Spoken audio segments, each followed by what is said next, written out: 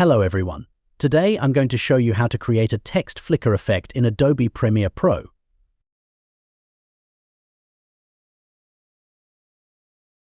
First, select the Type tool from the toolbar and click on the program monitor to type your text. Make the necessary adjustments to the essential graphics and change its duration by dragging the edge to fit the video.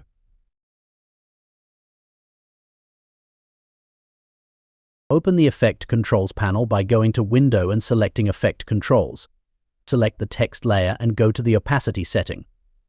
Add multiple keyframes, alternating between 0% and 100% opacity to create a flicker effect. Adjust the timing between keyframes to control the speed of the flicker effect. Preview the flicker effect by pressing the spacebar. You'll see the text flicker on and off rapidly.